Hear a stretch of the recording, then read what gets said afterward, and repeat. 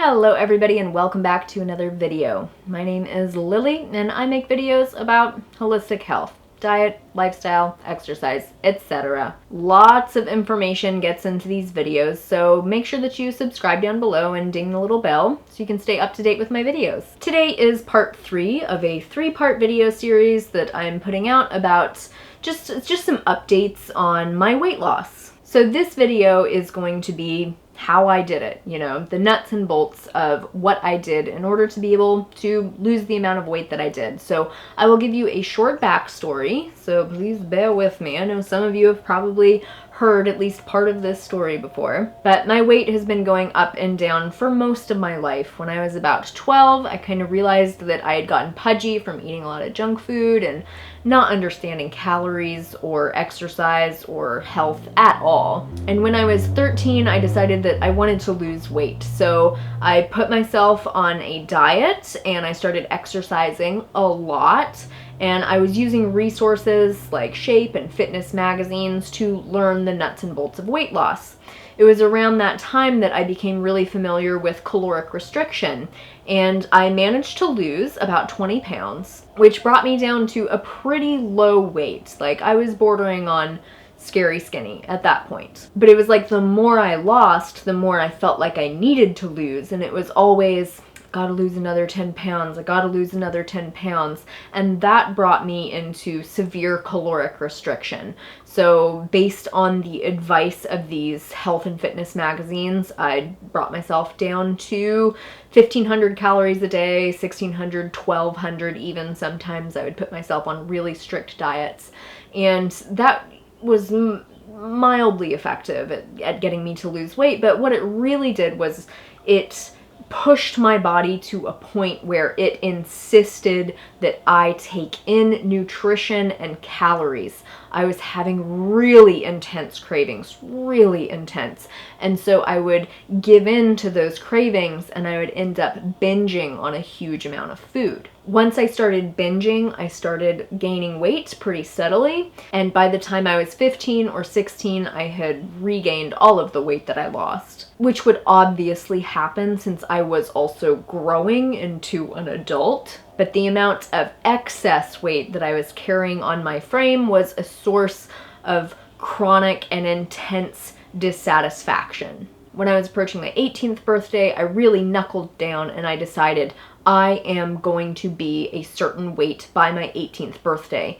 And I starved and over-exercised myself into submission. I was on a 1,200 calorie a day diet and I was making myself run 5 miles every single day. It was horrid. And even though I did achieve my weight loss goal, I had dark circles under my eyes, I was exhausted, I was getting sick constantly. And what I discovered soon thereafter was that I had run my body into a state of hypothyroid. I was able to maintain that weight loss for probably about, 12 hours, and then I slingshot and rebounded right back, starting again with the uncontrollable binges, and I ended up gaining back all of that lost weight really quickly. Fast forward another couple of years, I really tried to put myself on a diet to lose that weight, couldn't, and then I noticed that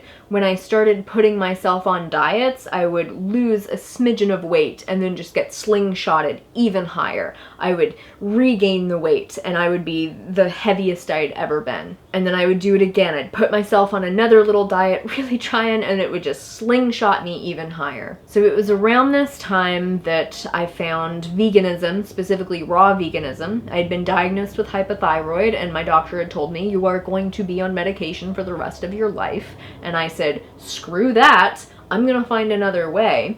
Put myself on a raw vegan diet, quickly dropped a lot of weight, but I did feel really good and really energetic. And I was really enjoying that diet and lifestyle. Eventually though, maintaining the raw vegan way of life was too much stress and I started slipping back into uncontrollable binges. And I was starting to get really hopeless with the binges at this point. It was just, I always thought that I would be able to control it.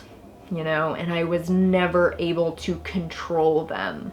I was never able to control my body into weight loss. But it took several years. I was on a vegan diet, so the weight gain wasn't quite as fast in the beginning, but the more and more I tried to beat my body into submission with the over-exercise, with the really strict diet followed by a really severe binge. And then I developed bulimia, where I started throwing my food up after I binged. My whole body, it's like it gave up. And I gained so much weight so quickly. And it was at that point that I found myself at my all-time heaviest weight, which was definitely above 150 pounds. When I hit 154 at my doctor's office, I was just like, I can't weigh myself anymore. I just can't do it.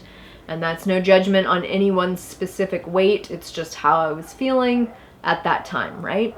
And it was that weight, my highest weight, that I have now come from. And that was over 5 years ago that I hit that weight. And it has been over the last 5 years that I have gotten myself down to the weight and body shape that I'm at now. It has been a slow, steady, rewarding process. And I have to say that once I understood how to take really good care of my body, the weight loss became literally easy and almost effortless. And I will share with you now exactly how I did that. So usually I would start a video like this talking about the importance of diet, but realistically speaking, I could not get control of myself and my diet simply by knowing what type of nutrition I should be taking in. That was not enough to get control of my binges or stop myself from purging. So I think what the most important part of my weight loss was learning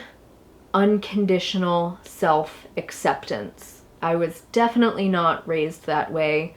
Deep down, I believed myself to be something of a worthless piece of trash that had to constantly hustle for other people's approval and care and attention. And I almost thought that I had to trick people into loving me or liking me or spending time with me. And I was always petrified that anyone who was close to me, the people that I needed to love me, would see me for who I really was, and they would reject me, and I would be alone and worthless. And that belief system created so much anxiety in me, so much fear, and it was that anxiety and fear that was fueling my need for food. I used food. I used those binges as a way to numb myself. I used them as a way to suppress that anxiety.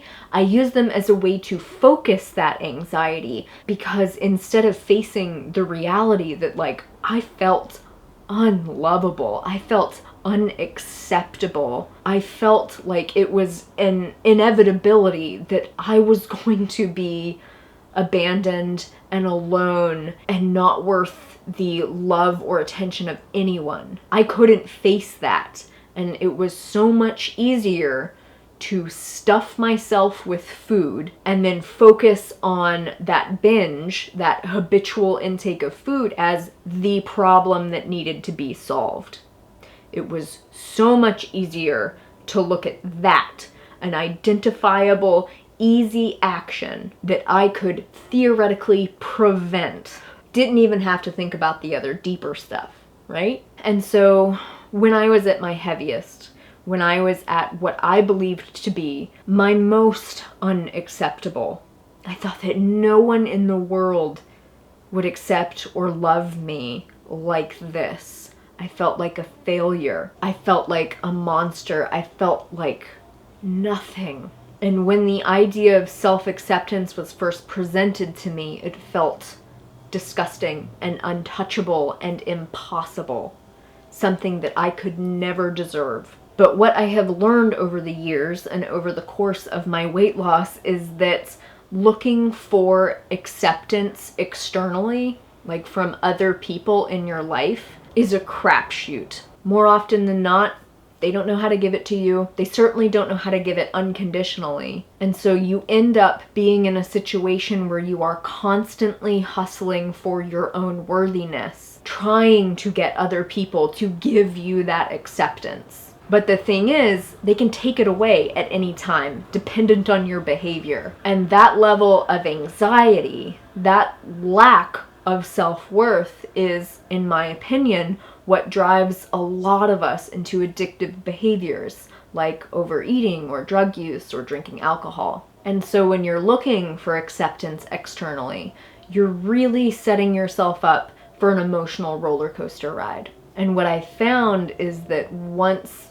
I kind of cracked the code of what self-acceptance even looks like or sounds like, once I figured out that, I was able to quiet so much of that anxiety and fear. And once that anxiety and fear wasn't gone, but once I could look at it without being terrified and without having to numb myself to get away from it, once I could look at it and address it and talk to it and work on it, then I was able to make other choices for dealing with it instead of going to food. And it was through that ability to accept myself that I was able to start losing weight. And I know that when I first heard about, self-acceptance and stuff, I was like, oh yeah, self-acceptance, great. I accept you, and it's like, done. Gosh, that was easy, right? But unfortunately, it's not quite that simple, and I can't offer you a specific formula for self-acceptance. Like, you can't go out and get yourself a pedicure and look at yourself in the mirror and say, I love you, and boom, you're good. But I can tell you what worked for me. And what worked was not doing anything external, but what was really effective for me was imagining what I just deeply wanted and wished and needed other people to say to me to comfort me. Does that make sense? Things like, Lily, I love you so much. I am right here. I am never going anywhere. You mean the world to me. I will do anything for you because I love you so much. You deserve better than you've been treated. And I know that it hurts so bad, and I am right here with you. I am in that with you, and you will never be alone in that because I'm here. And I imagined what it would feel like for someone to see me, to see who I am at such a deep level. And I haven't cried in a while in a video, and it looks like it's gonna happen right now. I imagined what a relief that would be to just be seen and to be held in that and to be accepted, even for all of the stupid, terrible, ugly, unacceptable things that I had done or said in my life. And it was through imagining those things that I was then able to flip the script and say those things to myself and to feel that feeling of relief and comfort simply because I knew what it would feel like. And though to those of us who have not experienced being able to do this for ourselves, it might feel totally impossible. It felt totally impossible to me when I first heard of this and when I first started trying this stuff. But it is possible to give this to yourself, and it is the sweetest gift that you can ever give. And it is the gift that you deserve to be given every single day of your life. And being able to do this for yourself will bring you a comfort that food never can. And I remember looking at myself in the mirror. I'd get up and get myself dressed for the day, or I would do the thing where you wake up and first thing you do in the morning is lift up your stomach and just look at your stomach in the mirror and then base how you feel for the rest of the day on that.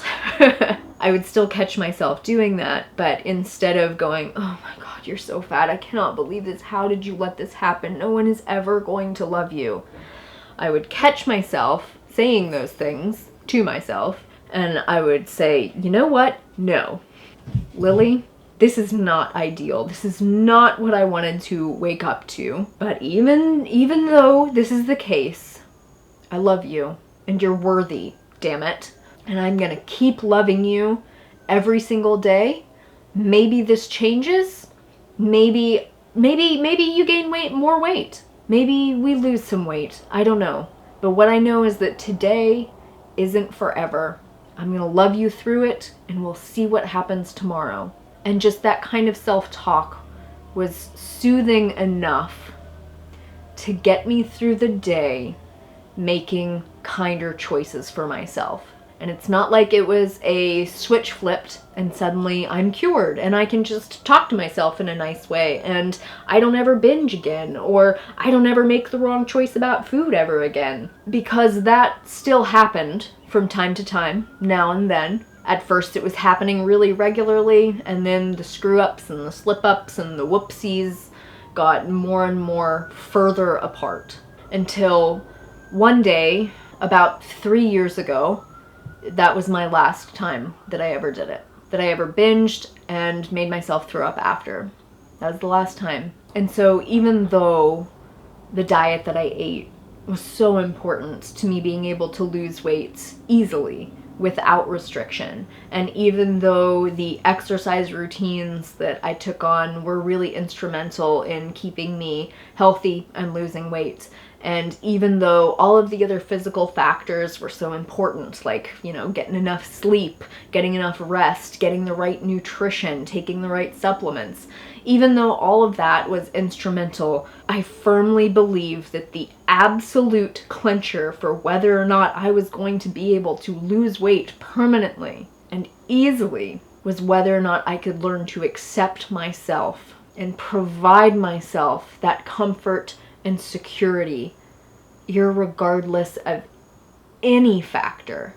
And I have gotten there. I've had times that I have been in that really secure place. There are plenty of times that I go back to it. It is a familiar place now, but I'm slipping out of it frequently. It's a practice that I have to remind myself of. Used to be, I would have to remind myself of it every single day, several times a day, you know, once a minute. Now it's weekly, monthly, yearly. I just have to remind myself to come back to a more loving, accepting place and to not beat myself up so much. Okay, so that is part 1 of how I achieved my 40-pound weight loss. In part 2, I am going to cover diet, exercise, and one other very important factor for weight loss. You're gonna have to tune into that video to see it. I will see you all very shortly. Bye.